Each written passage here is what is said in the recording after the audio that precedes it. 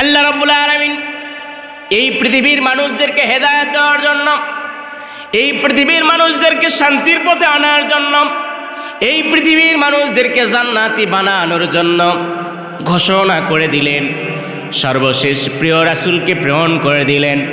আমার নবী যেদিন এসেছিলেন, আমার নবী এতিম অবস্থায় আসলেন। নবীজি জন্মের সময় তার পিতাকে হারাইছেন। নবীজির 5 বছর বয়সে মা হারাইয়েছেন। নবীজির 7 বছর 8 বছর বয়সে আপন চাচাকেও হারাইলেন। এরপরে তার আপন স্ত্রী ছিলেন খাদিজাতুল কুবরা রাদিয়াল্লাহু তাআলা আনহা। তিনি যখন দুনিয়া ছেড়ে চলে গেলেন, আমার নবী শোকে শোকাকার্ত হয়ে আমার নবী মসজিদে হারামের পাশে চিন্তাগ্রস্ত হয়ে ঘুমাচ্ছিলেন। হঠাৎ করে জিব্রাইল আমিন এসে বললেন, ইয়া রাসূলুল্লাহ, এ হাবিবাল্লাহ, আপনি আমার সালাম গ্রহণ করুন। নবী, আপনি আমার সালাম গ্রহণ করুন। আপনি হয়তো এই মুহূর্তে কষ্টে আছেন। আপনার কষ্ট যেখানে, আল্লাহর সাহায্য ঠিক সেখানে। বলেন সুবহানাল্লাহ। ও নবী, এই মুহূর্তে আপনি উঠুন নবীজি, আমার সালাম গ্রহণ করুন। আল্লাহ রাব্বুল আলামিন আপনাকে ঘোষণা করেছে, আল্লাহ তাআলা এই মুহূর্তে আপনাকে আল্লাহর সাথে দিদারে নিয়ে যাবে। বলেন আল্লাহু আকবার। আমরাও সেই আল্লাহর দিদার চাই কি চাই না? হাত তোলেন তো, কারা কারা চান না? আমার কথা কি বুঝতেছেন আপনারা? গত 2-3 বছর আগে আমার বড় ভাইয়ের সাথে মাহফিলে গিয়েছি সিলেট জেলার ভেতরে। কোথায়? সিলেটে যাওয়ার পরে আমাকে খাবার দিয়েছে 2 ধরনের। বলতেছে, হুজুর কেতা খাইবেন? এগু খাইবেন না ওগু খাইবেন? শুকনা গু খাইবেন না ভেজা গু খাইবেন না কালা গু খাইবেন? আমি বললাম, কি রে, বগুড়া থেকে আসলাম ভেজা গু খাওয়ার জন্য আর গু খাওয়ার জন্য?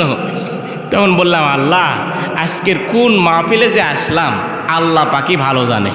তবে আলহামদুলিল্লাহ আপনাদের এখানে রাশেদ ভাই অনেক সুন্দর আয়োজন করেছে, অনেক ভালো খাবার খাইয়েছে।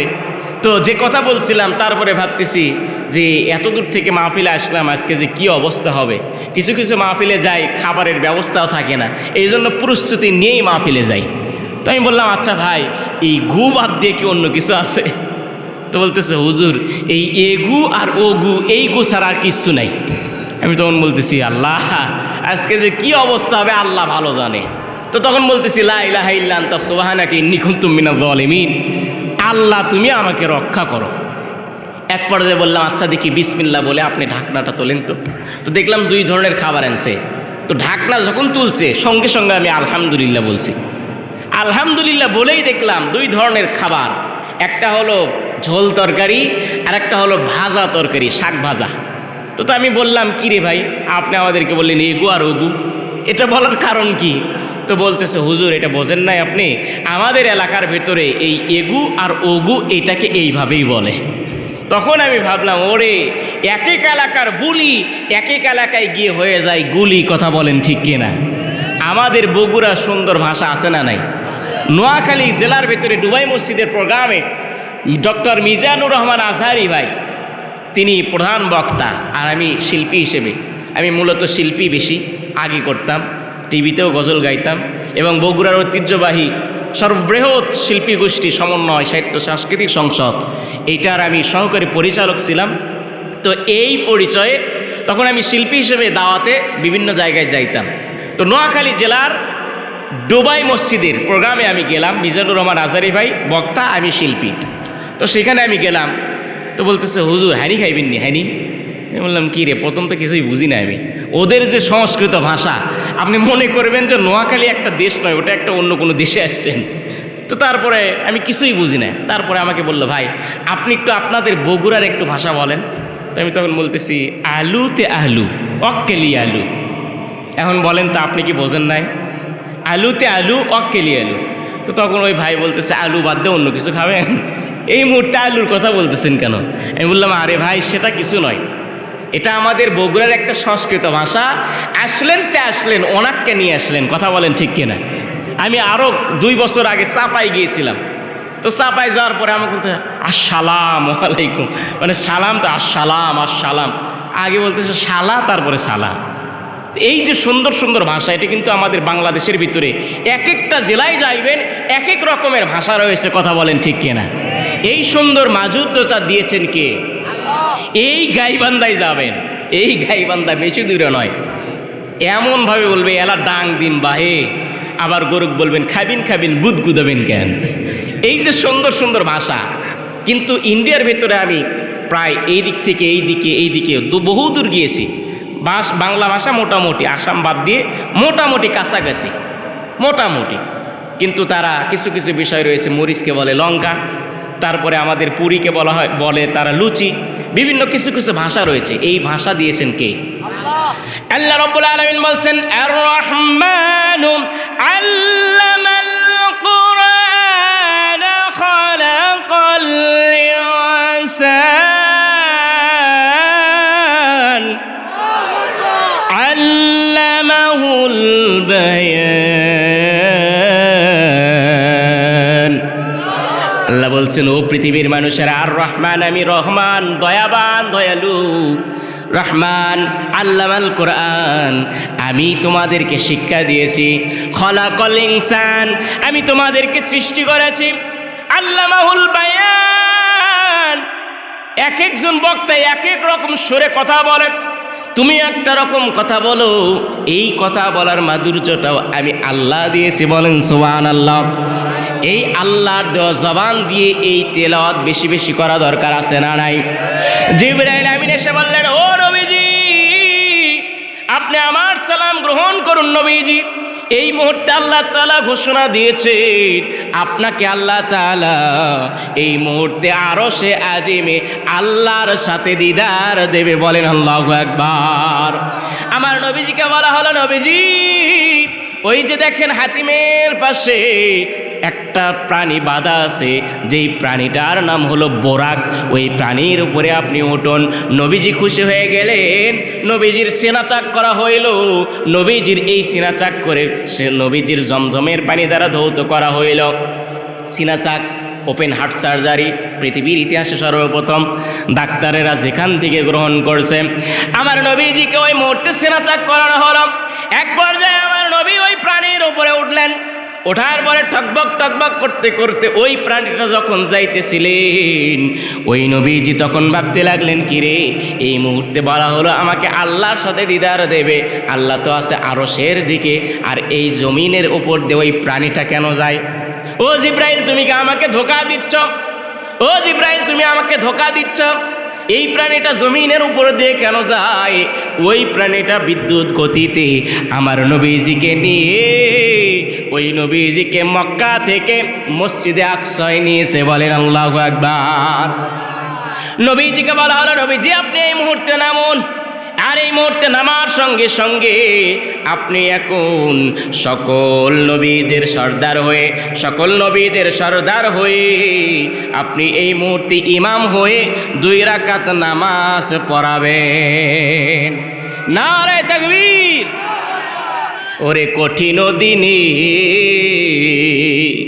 ওরে হাসরের দিনে সবাই যখন দিশেহারা হয়ে যাবে, তখন সবাই বলবে, এই মুহূর্তে যাও না তোমরা সামনে দৌড়ায়াম, সামনেতে রইয়াছে উম্মতের নবী সর্দার দাঁড়ায়াম। এই কথা শুনিয়া সবাই করিবেন গমন, দয়াল নবীর কাছে যাইয়া দিবেন দর্শন। যাইয়া দেখে দিনের নবী দিনের পয়গম্বরে, যাইয়া দেখে দিনের নবী দিনের পয়গম্বরে, সিজদা দিয়া পইরা রইছে আল্লাহর দরবারে। আল্লাহ বলে, ওগো দোস্ত তোমারে দেই কইয়াম, এই মুহূর্তে সিজদা খানা লও না রে উঠাইয়াম। আরে 90 বছর হায়াত দিলাম দুনিয়ার ভিতরে, 27 বছর কাটাইলাম মিরাজের ভিতরে, 63 বছর দোস্ত গেলা তুমি পাইয়া, সারা জীবন কান্দে গেলাম উম্মতি বলিয়া। হাসরের ময়দানে দোস্ত তোমায় কাঁদতে দেব না, যাহা চাইবা তাহা পাইবা ফেরত দেব না। নামাজ রোজা যারা পড়ে দুনিয়ার ভিতরে বিনা হিসাবে বেচতে দেবেন আল্লাহ পরওয়ারে। কাঁদবে নবী ইয়া হাবলি উম্মতি, আমার উম্মতের হবে কি গতি। কাঁদবে নবী ইয়া হাবলি উম্মতি, আমার উম্মতের হবে কি গতি। কইরা ভুলে পাপের মুক্তি শুধু নবীর কারণে, নবী জীবিনে। নারায়ে তাকবীর। সকল নবীদের উম্মতেরা সেদিন ভুলে যাবে, কিন্তু আমাদের নবী সেই সময় ভুলবে। আমার নবী জয় মুহূর্তে ইমাম হয়ে সমস্ত নবীদের সরদার হয়ে তখন নামাজ 2 রাকাত পড়াইলেন। আমার নবীজি নেতা হইলেন। আমার নবী সকল নবীদের নেতা, সকল নবীদের কি? ওই নবীকে বাদ দিয়ে অন্য কাউকে মানা যাবে? ওই নবীজির আদর্শ বাদ দিয়ে অন্য কারো আদর্শ মানা যাবে? আল্লাহ রাব্বুল আলামিন বলছেন, লাকাদ কানা লাকুম ফি রাসূলিল্লাহি উসওয়াতুন হাসানাহ। সূরা আহজাব 21 নম্বর পারা 19 নম্বর লাইন 21 নম্বর আয়াত। আল্লাহ রাব্বুল আলামিন বলছেন, ও পৃথিবীর মানুষেরা, তাফসিরে ফি জিলালিল কোরআন আল্লামা সাইয়্যিদ কুতুব রাহমাতুল্লাহ আলাইহি বলেন, আমি যে নবীজিকে প্রেরণ করেছি এই নবীজির নেতা বাদ দিয়া, এই নবীজির আদর্শ বাদ দিয়া অন্য কারো আদর্শ মানা যাবে? আমার প্রিয় ভাইরা, আমার নবীজিকে ওই মুহূর্তে বলা হলো, নবীজি এই মুহূর্তে আপনি নামাজ পড়াইলেন, আর এই মুহূর্তে আপনি এই মুহূর্তে আর একটা প্রাণীর উপরে উঠুন। এই মুহূর্তে আর একটা প্রাণীর উপরে নবীজি উঠলেন। ওঠার পরে প্রথম আসমানের দিকে চলে গেলেন, আর সেখানে গিয়ে সালাম দিতে লাগলেন, আসসালামু আলাইকুম ওয়া রাহমাতুল্লাহ। বলা হলো, মান আনতা, তুমি কে? মান আনতা, তুমি কে? মা তারিফ, তোমার কি পরিচয়? তোমার সাথে কে? জিবরাইল আমিন বললেন, এই মুহূর্তে আমার সাথে যিনি, তিনি আল্লাহর পয়গম্বর, সর্বশ্রেষ্ঠ সর্বশেষ নবী, রাহমাতাল লিল আলামিন, জনাবে মুহাম্মদুর রাসূলুল্লাহ সাল্লাল্লাহু আলাইহি ওয়াসাল্লাম। ওই মুহূর্তে আদম আলাইহিস সালাম প্রথম আসমানের ভিতরে আছেন, আর আদম আলাইহিস সালাম এত বেশি খুশি হয়ে গেলেন, এই মুহূর্তে আমার নবীর সাথে দিদার হবে। বলবেন না সুবহানাল্লাহ? বলেন তো, আমরা সেই নবীজির দিদার চাই কি চাই না? জোরে বলেন, চাই কি চাই না? মনে বড় আশা ছিল যাব মদিনায়, সালাম আমি করব গিয়ে, সালাম আমি করব গিয়ে নবীজি রওজায়। মনে বড় আশা ছিল যাব মদিনায়। আমরা নবীজির রওজায় যেতে চাই কি চাই না? সকলেই চাই তো? আমার প্রিয়রা, গভীর মনোযোগ দেবেন, গভীর মনোযোগ। মাত্র কয়েকটা মিনিট আলোচনা করে আপনাদের মাঝ থেকে বিদায় নিয়ে চলে যাব। গভীর একটা মেসেজ দিয়ে চলে যাব। আপনাদের কাছে মোবাইল থাকলে মোবাইলটা রেকর্ড করে নেন, আপনাদের কাছে যদি খাতা কলম থাকে খাতা কলমে লিখে নেন। আমি মাওলানা মারুফ হোসাইন আপনাদেরকে বেশি বিরক্ত দেব না, অথেন্টিক একটা কথা বলে বিদায় নিয়ে চলে যাব। আমার নবীজিকে প্রথম আসমানে নিয়ে গিয়ে আদম আলাইহিস সালামের সাথে সাক্ষাৎ করানো হলো। আদম আলাইহিস সালাম বললেন, নবীজি, ও নবীজি গো, আমি আপনার সাথে দিদার নেওয়ার জন্য আসমানে আমি অধীর অপেক্ষা করতেছিলাম। বলেন আল্লাহু আকবার। আদম আলাইহিস সালামের সাথে দেখা হলো। এরপরে চতুর্থ আসমানে গেলেন, ইদ্রিস আলাইহিস সালামের সাথে দেখা হলো। এরপরে ষষ্ঠ আসমানে গেলেন, মুসা নবীর সাথে দেখা হইল। তারপরে নবীজি আসমানের ভেতরে সেট করে তিনি 7 আসমান পাড়ি দিয়ে আরশে আজিমে গেলেন। পুলসিরাত দেখলেন, জান্নাত দেখলেন, জাহান্নাম দেখলেন।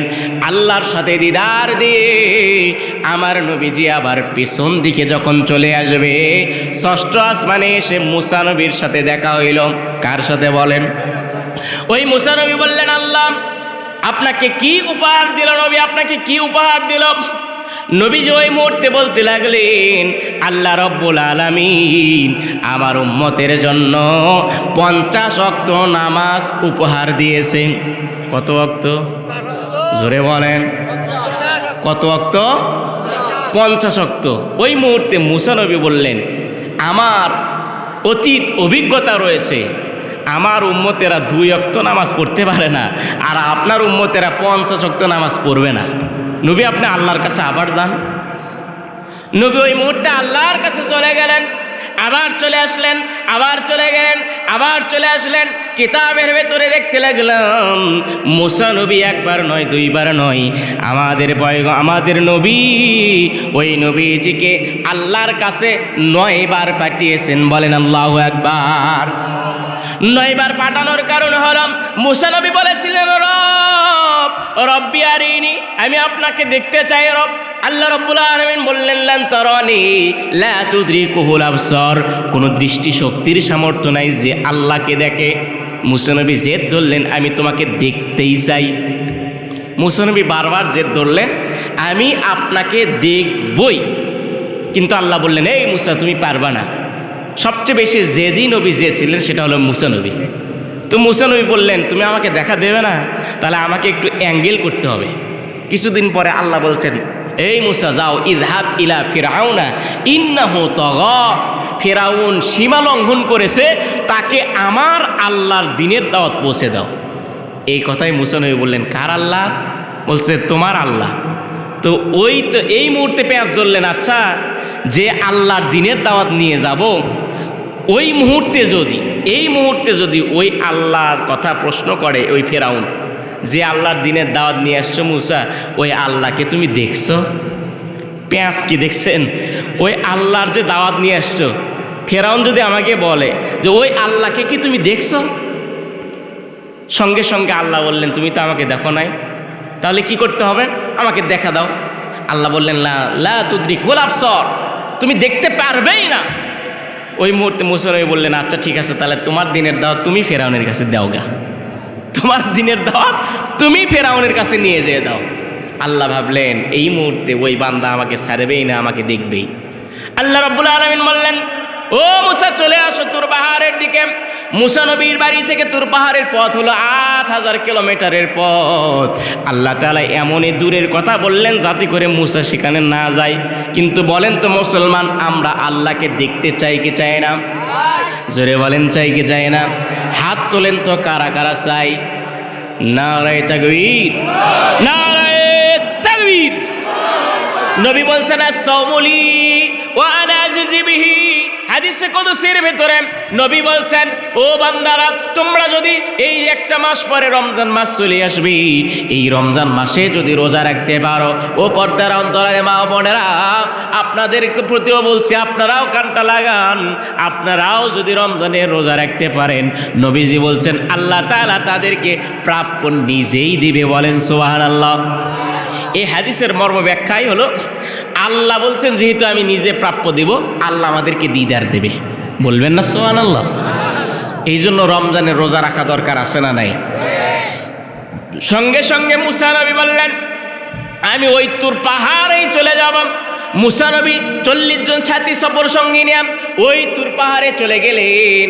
তুর পাহাড়ে যাওয়ার সঙ্গে সঙ্গে আল্লাহ একটু নূরের ঝলকানি ছাড়িয়ে দিলেন। এই নূরের ঝলকানিতে নবীর সাথে যে 40 জন সফর সঙ্গী আছে সবাই মারা গেলেন। আর মুসা নবী পয়গম্বর হওয়ার কারণে তিনি অজ্ঞান হয়ে গেলেন। এক পর্যায়ে আল্লাহ আবার জীবিত করলেন, জ্ঞান ফিরে দিলেন। ওই মুসা নবী বলতে লাগলেন, আল্লাহ আপনি এত সুন্দর, আল্লাহ আপনার নূর এত সুন্দর, আপনার নূরের ঝলকানি এত সুন্দর, এই নূরের ঝলকানিতে আমি মুসা অজ্ঞান হয়ে গিয়েছি। বলেন আল্লাহু আকবার। ওই মুসা নবী ওই মুহূর্তে আল্লাহর কাছে বললেন, আল্লাহ আমি আপনাকে আর দেখতে চাই না, কোনো দৃষ্টি শক্তির সামর্থ্য নাই যেও আপনাকে দেখবে। ও আল্লাহ, আমি ভুল করে ফেলেছি, আর আমার সাথে যে 40 জন সফর সঙ্গী আছে তাদেরকে আপনি জীবিত করে দেন। বলবেন না সুবহানাল্লাহ? আল্লাহ তাআলা তাদেরকে আবার জীবিত করে দিলেন। এই মনের আক্ষেপে মুসা নবী ষষ্ঠ আসমানে অপেক্ষা করতেছেন। আমাদের নবী পয়গম্বর রহমাতুল লিল আলামিন জনাবে মুহাম্মদুর রাসূলুল্লাহ সাল্লাল্লাহু আলাইহি সাল্লাম আল্লাহর কাছে গিয়ে যাইতে লাগলেন। আল্লাহর কাছে গিয়ে যখন বারবার ফিরে আসবে, আল্লাহর কাছ থেকে যখন বারবার ফিরে আসে, ওই নবীর ভিতরে আল্লাহর নূরটা ওই মুহূর্তে তৎক্ষণাৎ জ্বলতেছিল। বলেন আল্লাহু আকবার। এই নূর আল্লাহ তাআলার সাথে দেখা করছে রহমাতুল লিল আলামিন। সেই নূর দেখার জন্য আমাদের ওই মুসা নবী আমাদের নবীকে একবার নয়, দুইবার নয়, 9 বার পাঠিয়েছে আল্লাহর কাছে। বলবেন না আল্লাহু আকবার। আমার প্রিয় ভাইরা, মুসা নবীর আরো একটা প্রেক্ষাপটে ঘটনা শুনে নেন। মুসা নবীকে আজরাইল এসে বললেন, ও নবী, এই মুহূর্তে আপনাকে আমি ধরে ফেলব, আপনার জানটা কবজ করার জন্য আসছি। মুসা নবী বললেন, ও আজরাইল, বলো তো তুমি আমাকে কোন দিক দিয়ে ধরবে, কোন দিক দিয়ে ধরবে? মুসা নবীকে আজরাইল বলতে লাগলেন, আপনার হাত দিয়ে আমি ধরব। মুসা নবী ওই মুহূর্তে আজরাইলকে বললেন, আজরাইল, এই হাত দিয়ে আমি তাওরাত কিতাব ধরেছি। বলেন আল্লাহু আকবার। এই হাত দিয়ে আমি তাওরাত কিতাব ধরেছি। আজরাইল বললেন, আমি তাহলে হাত দিয়ে ধরব না, আপনাকে এই মুহূর্তে চোখ দিয়ে ধরব। ওই মুহূর্তে মুসা নবী বললেন, আমি এই চোখ দিয়ে আমি তাওরাত কিতাব পড়েছি। শুধু তাই নয়, আমি এই পা দিয়ে হেঁটে হেঁটে হেঁটে হেঁটে আল্লাহর সাথে দিদার দেওয়ার জন্য তুর পারে হেঁটে গিয়েছি। ওই মুহূর্তে আজরাইল খেপে গেলেন। এর তো হাত দিয়েও ধরা যায় না, চোখ দিয়েও ধরা যায় না, পা দিয়েও ধরা যায় না। সঙ্গে সঙ্গে এইবার মুসা বললেন, তাহলে কোন দিক দিয়ে ধরবে? আজরাইল বলল, আমার যে দিক দিয়ে ইচ্ছা আমি সেই দিক দিয়ে ধরবো। বলাও শেষ, মুসা নবী আজরাইলের গালে চর মারাও শেষ। বলবেন না আল্লাহু আকবার। সঙ্গে সঙ্গে মুসা নবী চর যখন মারছে, এই আজরাইলের চোখ জমিনের উপর পড়ছে। হাদিস সত্য বর্ণনা। সঙ্গে সঙ্গে আজরাইল আল্লাহর কাছে গেছে। কার কাছে? ও আল্লাহ, তুমি আমাকে যে দায়িত্ব দিছো আমি আর পারবো না, এই দায়িত্ব থেকে তুমি আমাকে ইস্তফা দাও। বলে, কেন, কি হয়েছে? এই ঘটনা করছে। জিব্রাইল আমিন ওই মুসা নবীর কাছে চলে গেলেন। ও মুসা, আল্লাহর পয়গম্বর, আপনি কেন আজরাইলকে থাপ্পড় মারছেন? এত বড় সাহস আপনার? তখন বললেন, মুসা নবী বললেন, ওই আজরাইল কেন বলল না যে আমি আল্লাহর হুকুমে যে দিক দিয়ে ইচ্ছা সেই দিক দিয়ে ধরবো? জানের মালিক একমাত্র কে? জোরে বলেন কে? তাহলে জানের মালিক যদি আল্লাহ হয়, ও কেন বলল না আল্লাহর হুকুমে ধরবো? ও কেন বলল যে দিক দিয়ে ইচ্ছে সেদিক দিয়ে ধরবো? আল্লাহু আকবার। সঙ্গে সঙ্গে আল্লাহ বললেন, আজরাইল যাও, আজ থেকে তোমাকে আমি ঘোষণা দিয়ে দিলাম, আজ থেকে কোনো প্রাণীর রূহ কবজ করার জন্য আর তোমার কাছে কোনো অনুমতি নিতে লাগবে না, নেওয়াও লাগবে না। মানুষ অ্যাক্সিডেন্টে মারা যাবে, মানুষ পানিতে মরে মারা যাবে, মানুষ আগুনে পুড়ে মারা যাবে, দোষ দেবে আগুনের, দোষ দেবে ওই পানিতে না গেলে মানুষ মারা যাইতো না, দোষ দেবে ওই গাড়িতে না চললে মানুষ মারা যাইতো না। প্রিয় ভাইয়েরা, আমাদের দমের 1 সেকেন্ডের কোনো ভরসা নাই। যখন যে সময় আল্লাহ আমাদেরকে ডাক দেবে, সব ছেড়ে দিয়ে সে আল্লাহর ডাকে সাড়া দিতে হবে। কথা বলেন ঠিক কিনা? ও তোর গোনা দিন ফু রাইয়া যাবে, যৌবনে লাগবে ভাটি, ওই যে দেখো ডাকিতেছে তোমায় কবরের মাটি, ওই যে দেখো ডাকিতেছে তোমায় কবরের মাটি। সন্ধ্যার আগে যেদিন ডুববে রে বেলা, সন্ধ্যার আগে যেদিন ডুববে রে বেলা, একে পলকে কেটে যাবে তোমার রঙেরই মেলা। কারে দিবা তুমি জোরে ধমক? আছে না নাই? হুমকি দেয় কি দেয় না? রিমান্ডে নেয়, হামলার ভয় দেখায়, মামলার ভয় দেখায়, এমনকি এলাকায় থাকতে দেয় না। এই রকম আছে না নাই? কিন্তু আল্লামা সাঈদী বলেছিলেন, এমন একটা সময় আসবে ইঁদুরের গর্ত পাবে না পালাবার জন্য। কথা বলেন ঠিক কিনা? কারে দিবা তুমি জোরে ধমক, কার মাথায় ভাঙবা লাঠি, ওই যে দেখো ডাকিতেছে তোমায় কবরের মাটি, ওই যে দেখো ডাকিতেছে তোমায় কবরের মাটি। খবর পেয়ে আসবে আত্মীয় স্বজন, তোমারই চার পাশে বসে তারা করিবে ক্রন্দন। কথা বলেন ঠিক কিনা? প্রিয় ভাইয়েরা, মাঝে মধ্যে যে গজল গাচ্ছি, এটা কি আপনাদের কষ্ট হচ্ছে? আমার প্রিয় ভাইয়েরা, গভীর মনোযোগ। আমার নবী ওই মুসা নবীর কাছে, মুসা নবী আল্লাহকে দেখতে চাই। ওই মুসা নবী বললেন, আল্লাহ আপনি কেন আমাকে দেখা দিলেন না? আমি কিন্তু খুব চালাক। ওই নবী আমার কাছে এসেছে, নবীকে আমি বারবার প্রেরণ করে দিলাম। আমার নবী একবার নয়, দুইবার নয়, 9 বার আল্লাহর সাথে দিদার দিলেন। আর 9 বার যাওয়ার কারণে 5 নং 45 ওয়াক্ত নামাজ আল্লাহ তাআলা কমিয়ে দিলেন। বলেন আল্লাহু আকবার। এখন বলেন তো থাকে কয় ওয়াক্ত? আরো জোরে, জোর হলো না? এই 5 ওয়াক্ত নামাজ যদি আমরা পড়তে পারি, এই 5 ওয়াক্ত নামাজ পড়ার বদৌলতে আল্লাহ আমাদেরকে 50 ওয়াক্ত নামাজের সওয়াব দিয়ে দিবে। বলবেন না আল্লাহু আকবার? এখন আসুন তো 5 ওয়াক্ত নামাজ, এই 5 ওয়াক্ত নামাজকে কেমনে আল্লাহ তাআলা 50 ওয়াক্ত নামাজের সমান সওয়াব দেবেন? এই 5 ওয়াক্ত নামাজ কোন কোন নবীর জন্য ফরজ হয়েছিল আপনারা কি বলতে পারবেন? বলেন তো 5 ওয়াক্ত নামাজ কি কি বলতে পারবেন? জোরে বলেন। ফজর, জোরে বলেন। তারপরে তারপরে তারপরে তারপরে প্রথম ওয়াক্তের নাম হলো ফজর। প্রথম ওয়াক্তের নাম কি? এই ফজরের নামাজ কয় রাকাত? জোরে বলেন, আরো জোরে। 2 রাকাত। এই 2 রাকাত নামাজ ফরজ হইল কেন বলতে পারবেন? কোন নবীর কারণে 2 রাকাত নামাজ ফরজ হইল ফজরের নামাজ? আমাদের নবী প্রথম নবী, যিনি ছিলেন আদি পিতা। আদি পিতার নাম কি? হযরতে আদম আলাইহিস সালাম। এই আদম আলাইহিস সালাম তিনি যখন আল্লাহ তাআলা প্রেরণ করে দিলেন আর বললেন ওই গন্ধম ফলের কাছে তুমি যাইবে না, জান্নাতের ভেতরে থাকো, জান্নাতের ভেতরে খাও নাজ নিয়ামত। এই জান্নাতটা কেমন জান্নাত? এই জান্নাতের ভেতরে নমুর ওদু, নমুর সালাম, কোনো ইবাদত নাই, কোনো অসুস্থতা নাই, মহিলা মানবন্ধের যে পিরিয়ড হয় তাও নাই। এই জান্নাতের ভিতরে কেউ অসুস্থ হবে না, নাই কোনো প্রসাবের ব্যবস্থা, নাই কোনো পায়খানার ব্যবস্থা। বলেন আল্লাহু আকবার।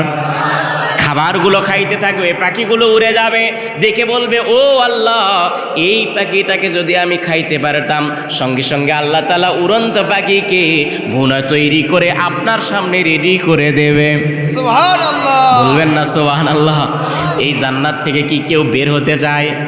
ওই আদম নবী ওই শয়তানের প্ররোচনায় গন্ধম ফল খাইলেন, আর আল্লাহ বললেন কুল্লাহাবিতু মিনহা জামিয়া। এ আদম, তুমি অপরাধ করে ফেলছো, কথা না শুনে তুমি জান্নাত থেকে এই মুহূর্তে বিতাড়িত হয়ে যাও। তুমি গন্ধম ফল খাইছো শয়তানের প্ররোচনায়, এই মুহূর্তে তুমি আদম বের হয়ে চলে যাও, তোমাকে জান্নাত থেকে আমি বের করে দেব। আদম নবী জান্নাত থেকে আর বের হতে চায় না। ওই আদম নবী ভাবলেন আমি যদি জান্নাত থেকে বের হয়ে যাই, আমার সন্তান যারা আসবে তাদেরকেও ওই জান্নাত থেকে বের করে দেবে। ওই মুহূর্তে আদম নবী বললেন আল্লাহ, আমি আপনার কাছে ভুল করেছি, মাপ চাই। এই মুহূর্তে আমি আল্লাহ আপনার কাছে মাপ চাই। 1 দিন নয়, 2 দিন নয়, ওই আদম নবী 1 বার নয়, 2 বার নয়, 40 দিন ধরে আল্লাহর কাছে চাইতে লাগলেন। 40 দিন পরে আল্লাহ রাব্বুল আলামিন তার দোয়াকে কবুল করেছিলেন। আদম নবী দোয়া করেছিলেন রব্বানা আতিনা ফিদ দুনিয়া হাসানাতাও ওয়া ফিল আখিরাতি হাসানাত ওয়া কিনা আযাবান নার। আমার প্রিয় ভাইয়েরা, গভীর মনোযোগ দেবেন। আদম নবী ওই মুহূর্তে আল্লাহর কাছে দোয়া করলেন। ওই আল্লাহ তাআলা 40 দিন পরে ওই মুহূর্তে আল্লাহ আদম নবীর ওই দোয়াকে কবুল করে নিলেন। সঙ্গে সঙ্গে আদম নবী খুশি হয়ে 2 রাকাত সিজদার মাধ্যমে নামাজ আদায় করলেন আল্লাহর প্রতি শুকরিয়া। এই 2 রাকাত নামাজটা আর কোনো নামাজ নয় রে ফাপরের মুসলমান, মুসলমান, এই 2 রাকাত নামাজটাই হলো আদম নবীর ফজরের নামাজ। বলেন আল্লাহু আকবার। আর আমরা যদি জামাতের মধ্যে ফজরের নামাজটা আদায় করতে পারি তাহলে আল্লাহ রব্বুল আলামিন ওই আদম নবীর মতো আমাদেরকে নিষ্পাপ করে দেবে। কিন্তু অনেক ব্যক্তি আছে ফজরের নামাজ কাজা করে রাত 1টা 2টা 3টা পর্যন্ত যুবক পোলাপান যারা আছে চ্যাটিং করে। কথা বলেন ঠিক কিনা? ফ্রি ফায়ার, পাবজি, বাবাজি কত যে কি হয়। আর যারা বিবাহিত আছে অনেকেই পরকীয়ার সাথে যুক্ত হয়ে যায়। কথা বলেন ঠিক কিনা? পরকীয়া নবী বলছেন একদম হারাম। আপনার স্ত্রী হালাল বৈধ আছে, আপনার স্বামী হালাল বৈধ আছে, তার সাথে আপনি সময় কাটিয়ে দেন। এই সময়টা হলো ইবাদতের সময়। আল্লাহর নবী বলছেন যদি কোনো স্ত্রী তার স্বামীর সাথে সময়টা কাটিয়ে দেয় এটা হলো মধুর সম্পর্ক, এর বিনিময়ে আল্লাহ তাকে নাজাতের জারিয়া স্বরূপ গুনাহগুলো মাফ করে দেয়। নবী বলছেন যদি কারো পায়ে সিজদা দেওয়া লাগতো তাহলে অন্য কেউ নয়, স্ত্রীর জন্য তার স্বামী যথেষ্ট। কথা বলেন ঠিক কিনা?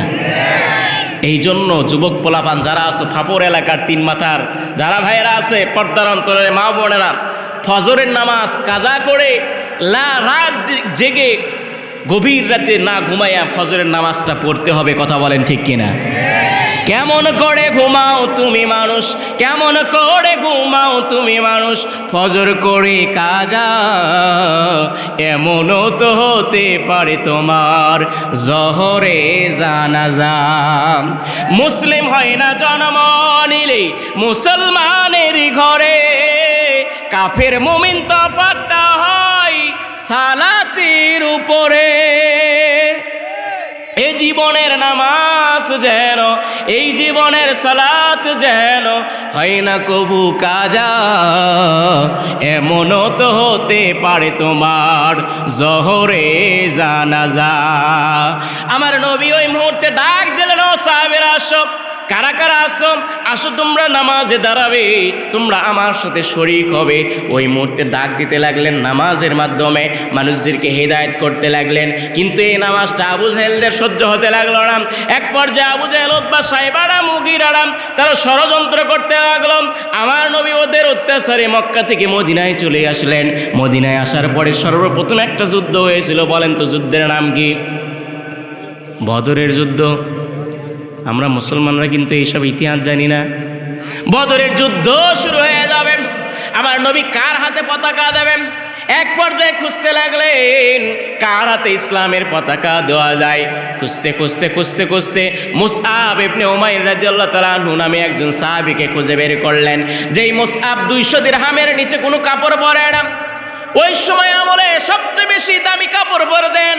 শুধু তাই নয়, মুসলমান তার শরীরের ভিতরে যদি কোনো আতর লাগাইতেন, 3 মাথার ধার দিয়ে যখন চলে যাইতেন আশেপাশের মানুষরা পর্যন্ত সুঘ্রাণ পাইত। আমার নবী ভাবতে লাগলেন যে মুসআব ইসলামের জন্য তার পরিবার ছেড়েছে, তার দেশ ছেড়ে মদিনায় এসেছে, তার হাতে এই ইসলামের পতাকাটা দেওয়া যায়। গভীর মনোযোগ দেবেন, আর মাত্র কয়েকটা মিনিট আপনাদের মাঝে বলে শেষ করে দেওয়া। ওই মুসআব রাদিয়াল্লাহু তাআলা আনহু পতাকাটা দিলেন। বদরের যুদ্ধে মুসলমানরা জয়লাভ করলো। এক পর্যায়ে উহুদের যুদ্ধ শুরু হয়ে যাবে। উহুদের যুদ্ধ শুরু হওয়ার পরেও নবীজি কার হাতে পতাকা দেবে? এক পর্যায়ে মুসআবের হাতে ওই পতাকাটা দিলেন। যুদ্ধ যখন শুরু হয়ে যাবে, কাফেরদের টার্গেট হলো ওই পতাকাটাকে আগে আউট করতে হবে। মুসলমানদের নিশানা যদি নষ্ট করে দেওয়া যায় তাহলে মুসলমানরা দুর্বল হয়ে যাবে। কালিমার পতাকা মুসআব ইবনে উমাইরের হাতে। আমার মুসআব রাদিয়াল্লাহু তাআলা আনহু আল্লাহু আকবার ধ্বনির মাধ্যমে সামনে যেতে লাগলেন। নারায়ে তাকবীর আল্লাহু আকবার দিতে দিতে যখন সামনে দিকে যাই, মুসআব রাদিয়াল্লাহু তাআলা আনহুকে কাফেররা টার্গেট করতে লাগলেন। ডান হাতে মুসআবের হাতে ওই পতাকাটা ছিল। হঠাৎ করে কাফেরদের মধ্য থেকে এসে তলোয়ারের আঘাত দিয়ে এই ডান হাতটা জমিনের ভিতরে ফেলে দিল। বলেন আল্লাহু আকবার। মুসআব রাদিয়াল্লাহু তাআলা আনহু জ্বলন্ত একজন সাহাবী, তার শরীরের হাত থেকে ডান হাতটাকে আলাদা করা হলো। এক পর্যায়ে মুসআব রাদিয়াল্লাহু তাআলা আনহু বাম হাতে ওই পতাকা নিলেন, বাম হাতটাও কাফেররা তলোয়ারের আঘাত দিয়ে আলাদা করে দিলেন। এক পর্যায়ে মুসআব আর কি দিয়ে ধরবে রে? আমার মুসআব রাদিয়াল্লাহু তাআলা আনহু ভাবতে লাগলেন, এই পতাকাটা যদি আমি উত্তোলন না করি মুসলমানরা দুর্বল হয়ে পড়বে। এক পর্যায়ে তার পা দিয়ে ওই পতাকার ঝান্ডাটা বিজয় নিশান উড়াইতে লাগলেন। কাফেরদের মধ্য থেকে এসে ওই পাটাকেও আলাদা করে দেওয়া হলো। এক পর্যায়ে মুসআব আর কিছুই পায় না, তার বুকের সঙ্গে ওই পতাকাটা জড়িয়ে ধরার চেষ্টা করেন। ওই পতাকা ওই বুকের সঙ্গে জড়িয়ে ধরেন, কাফেরদের আর সহ্য হয় না। হঠাৎ করে মুসআব রাদিয়াল্লাহু তাআলা আনহুর শরীরের ভিতরে কাফেররা এসে তীর ঢুকাইয়া দিলেন। তীরটা ঢুকাইয়া দেওয়ার সঙ্গে সঙ্গে মুসআব শহীদ হয়ে চলে গেলেন। শুধু তাই নয় মুসলমান, উহুদের ময়দানে আপনাদের দোয়ায় আমাকে আল্লাহ যাওয়ার তৌফিক দিয়েছিলেন। অন্যান্য পাহাড়ের ভিতরেও গিয়েছি আমি, কবির বিন সামাদ আব্দুল সালাম যুক্তিবাদী ভাই। ওই মক্কা মদিনার ভিতরে কয়েকটা মাহফিল করেছি। এর সুবাদে বিভিন্ন জায়গায় আমরা ঘোরার তৌফিক পেয়েছিলাম, বিভিন্ন পাহাড় দেখলাম। হাজী সাহেব যারা আছে তারা বলতে পারবে, বিভিন্ন পাহাড়ের সাথে ওই উহুদের পাহাড়টা মেলে না রে। ওই উহুদের পাহাড়টা লালে লাল। বর্ণনায় এসেছে, অনেকে বলতে লাগলেন আমার নবী ওই উহুদের ময়দানে যখন ছিলেন কাফেররা অত্যাচার করতে করতে আমার নবীজির দন্দন মোবারক শহীদ করেছেন। আমার নবীজির শরীর থেকে রক্ত ফিনকি দিয়ে জমিনের উপরে ঝরঝর করে পড়তে লাগলো। আর সাহাবীরা ওই রক্তগুলো খাইতে লাগলো আর বলতে লাগলো, এই নবীজির রক্ত যদি এই জমিনের উপরে পড়ে তাহলে এই জমিনটা রক্ত লালে লাল হয়ে যাবে। বলেন আল্লাহু আকবার। সাহাবীরা বলতে লাগলেন, ইয়া রাসূলুল্লাহ, হয়তো আপনি বাঁচবেন না, আপনি কি শহীদ হয়ে যাবেন? ও নবীজি, আপনি ইসলামের জন্য নিজের শরীর থেকে রক্ত দিলেন। এক পর্যায়ে নবীজি শুধু আহত হইলেন আর মুসলমানদেরকে দেখতে লাগলেন কারা কারা শহীদ হয়ে চলে গিয়েছে। এক পর্যায়ে আমার নবীজি খুঁজতে খুঁজতে যখন দেখতে লাগলেন শহীদদের কাতারটা আস্তে আস্তে বড় হয়ে যাচ্ছে, দেখতে লাগলেন ওই মুসআব যারা ডান হাত বাম হাত পাগুলো আলাদা করে দেওয়া হয়েছে। আমার নবীজি এক পর্যায়ে সাহাবীদেরকে ডাকতে লাগলেন। এত বেশি সাহাবীরা ওই যুদ্ধের ময়দানে শহীদ হয়েছিলেন, কাফনের কাপড়টাও তাদের জন্য আর জোরে না। ও ফাবরের মুসলমান, আল্লাহ আপনাকে কত বেশি কাপড় দিয়েছেন। এক একজনের 3, 4, 5, 6টা করে আলমারির ভেতরে কাপড়। আর আপনি ভেবে দেখেন ওই মুসআব রাদিয়াল্লাহু তাআলা আনহু, নবীজি বললেন সাহাবীরা রে, তাদেরকে কাফনের কাপড় দিয়ে এই মুহূর্তে ঢেকে দাও। যখন একটা একটা করে ঢাকা হয়, এক পর্যায়ে মুসআব রাদিয়াল্লাহু তাআলা আনহুর শরীরটা আর ঢাকে না। নবীজি বললেন সাহাবীরা রে, এ কোন সাহাবী রে, তার পাটাও তো ঢাকে না, পাটাও কাটা রয়েছে, শরীর থেকে পা আলাদা, হাত আলাদা, তারপরেও তার কাপড়টা কেন ছোটে না? এই কোন সাহাবী?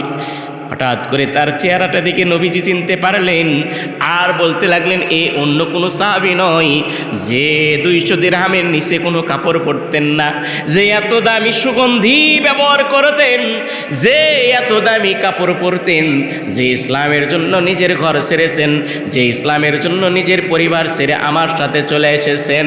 এই সাহাবীরা শুনে নাও, জেনে নাও, এই সাহাবীর জন্য আমি ঘোষণা দিলাম ইসলামের জন্য সব ত্যাগ করেছে এই সাহাবী জান্নাতি সাহাবী। বলেন আল্লাহু আকবার, নারায়ে তাকবীর। আল্লাহ রাব্বুল আলামিন বলছেন, ওয়ালা তাকুলু লিমান ইউকতালু ফি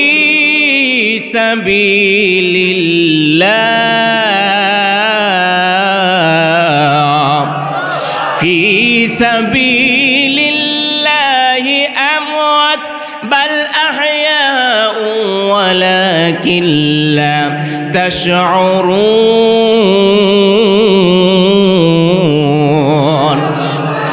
আল্লাহর রাস্তায় যারা শহীদ হয়ে যায় তারা কখনোই মৃত নয়, বরং তারা জীবিত। এই কথা কার? জোরে বলেন কার? যেই মুসআব রাদিয়াল্লাহু তাআলা আনহু ইসলামের জন্য সব কিছু বিলিয়ে দিলেন, বলেন তো আমরা ইসলামের জন্য সামান্য কিছু বিলিয়ে দিতে রাজি আছি না নাই? আমার প্রিয় মায়েরা, আপনারা গভীর মনোযোগ দেবেন। ও পর্দার অন্তরের মা বোনেরা, আপনাদের জন্য 4টা আমল। এই 4টা আমল নবীজি বলছেন যদি কেউ করতে পারে আল্লাহ রাব্বুল আলামিন ওই 4টা আমল করার কারণে আল্লাহ তাআলা জান্নাতের 8টা দরজাই খুলে দেবে। বলেন মারহাবা। এর ভিতরে নবীজিকে প্রশ্ন করা হলো, নবীজি বলেন তো নবীজি প্রথম নাম্বার আমল কি? প্রথম নাম্বার আমল সম্পর্কে নবীজি বললেন, ও সাহাবীরা, 1 নাম্বার আমল হলো ওই মায়েরা যখন ইবাদত করবে, 1 নাম্বার ইবাদতের নাম হলো ওয়াক্ত মতো নামাজ পড়া। ওয়াক্ত মতো কি পড়া? শুধু মায়েরা পড়বে, আপনারা পড়বেন না? পড়বেন না? হাত তোলেন তো দেখি কারা কারা পড়বেন না। এই 2-1 এই হাত তুলছেন, আবার না বুঝে আবার হাত তুলছেন। আমার ভাইয়েরা, কিন্তু মায়েরা সিরিয়াল দেখে, আছে না নাই? স্টার জলসা, জি বাংলা সিরিয়ালগুলো এমনভাবে পয়মাল করছে, ওই সিরিয়ালগুলো সকালে না দেখতে পারলে বিকেলে আবার কাজা আদায় করে। কথা বলেন ঠিক কিনা? ওরা কোরআন হাদিস ছাড়তে পারে, নামাজ রোজা ছাড়তে পারে, ছাড়বে না টিভির সিরিয়াল। স্টার জলসা জি বাংলাটা করছে যে পয়মাল। কাজের মেয়ে মর্জি না হয় হিন্দি ছবির পাগল সেও, পাশের বাড়ির মদন রে কই তুমসে পিয়ার করতি হো। দাদার বয়স 80 বছর, দাদার বয়স 80 বছর, হিন্দি নাচে মারে তাল। হিন্দি এখন পরিবারটার করছে যে পয়মাল। কথা বলেন ঠিক কিনা? এই জন্য দ্বিতীয় 1 নাম্বার আমল কি? 1 নাম্বার আমল লিখে রাখেন, পরে বলতেছি। 1 নাম্বার আমল কি? ওয়াক্ত মতো, জোরে বলেন ওয়াক্ত মতো। দ্বিতীয় নাম্বার আমল কি? দ্বিতীয় নাম্বার আমল নবীজি বললেন হলো রমজান মাস যখন আসবে তখন রমজানের রোজা রাখা ফরজ। রমজানের রোজা রাখা কি? এখন মহিলারা রোজা রাখবে, আপনারা রোজা রাখবেন কি রাখবেন না? জোরে বলেন। দ্বিতীয় নাম্বার আমলের নাম হলো যারা যখন রমজান মাস পাবে, প্রাপ্তবয়স্ক হওয়ার পরে রমজানের রোজা রাখা। এই মিলান না কেন? রোজা রাখা।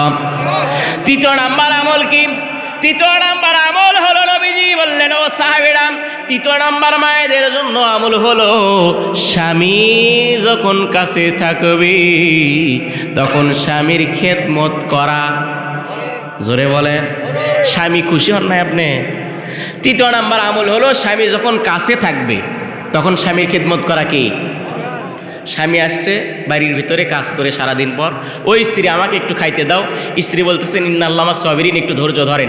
আবার বলতেছে খাইতে দাও, ইন্নাল্লাহ সাবিরিন, ধৈর্য ধরেন। আপনি আর কতই ধৈর্য ধরবেন? আপনার সন্তান হাবুডুবু খাচ্ছে পানির ভিতরে, আর আপনি পারে বসে বলতেছেন আল্লাহর মাল আল্লাহ রক্ষা করবে। বলেন তো আপনার সন্তানকে কি জীবিত পাবেন? সাঁতার জানে না। আপনার বাড়িতে আগুন লাগছে, আগুন লাইগে ছাই হয়ে যাচ্ছে, আর আপনি বলতেছেন ইন্নাল্লাহ সাবিরিন, আল্লাহর ঘর আল্লাহ রক্ষা করবে। বলেন তো আপনার ঘর পাবেন? এই জন্য 3 নাম্বার হলো স্বামী যখন কাছে থাকবে স্বামীর খেদমত করা ফরজ। আর 4 নাম্বারের নাম হলো পর্দা করা ফরজ। পর্দা করা কি? জোরে বলেন। পুরুষের জন্য পর্দা আছে না নাই? জোরে বলেন আছে না নাই? মাল কাচ্চা মাইরা আল কাটতে কাটতে সামনের দিকে আরো নিয়ে যায়। কথা বলেন ঠিক না? আমার ভাইরা, এই জন্য মায়েদের জন্য 4 নাম্বার আমলের নাম হলো পর্দা করা ফরজ। কিন্তু এই পর্দাই নাই। কথা বলেন ঠিক কিনা? আগে ছিল 16 গিরা, তারপরে আসলো 14 গিরা, তারপরে আসলো 12 গিরা, আর এখনকার মায়েরা নাই গিরা পরে ঘুরে বেড়ায়। আগে ছিল 3 পিস, তারপরে আসলো 2 পিস, আর এখনকার মায়েরা 9 পিস পরে এখন 1 পিস আসছে। কথা বলেন ঠিক কিনা? কিন্তু আপনাদের ফাপড় এলাকার লোক মায়েরা অনেক ভালো, অনেক ভালো। আবার যুবকেরা যারা আছে জোড়া দেওয়া, তালি দেওয়া, সেরা ফাটা এমন পোশাক পরে শহরের ভেতর ঘুরে বেড়ায়। আমি যদি বলি ও যুবক, এরকম সেরা জোড়া দেওয়া ফাটা কিসব পরছো, কেন পরছো? বলছে হুজুর বুঝবেন না, এটা হলো ফ্যাশন। এইটার নাম কি? এ যুগের ছেলেদের ধরন, ফাপড় এলাকার মায়েদের ধরন, বলিতে লাগে শরম। সকালবেলা বোরকা পরে, বিকালবেলা ওড়না নাই। দাদা ভাই ডিজিটাল যুগ বুঝি এটাই, দাদা ভাই ডিজিটাল যুগ বুঝি এটাই। আর নারী হইল ঘরের শোভা, স্বামীর সেবা করে। আবার উল্টা দেখি নারীরা সব স্বামীকে ধরেই মারে। হাত তোলেন দেখি কারা কারা মার খেয়েছেন। এই চাচা আপনি হাত তুলছেন, ওই যে একটা যুবক হাত তুলছে, ও বিয়েই করে নাই, ও বিয়েই করে নাই। কথা বলেন ঠিক কিনা? আমার প্রিয় ভাইয়ের, এই জন্য মায়েদের জন্য 4 নম্বর আমলের নাম কি? পর্দা করা। কি? জোরে বলেন। আজকের আলোচনা এই পর্যন্তই থাক। ও আখিরি দাওয়ানা আনিল হামদুলিল্লাহি রাব্বিল আলামিন। কে? নাজমা বোন আমার 1 কেজি গোস্ত, বলেন মারহাবা। বিটুল ভাই, মিঠুন ভাই 2 ট্রাক বালু দিয়েছে।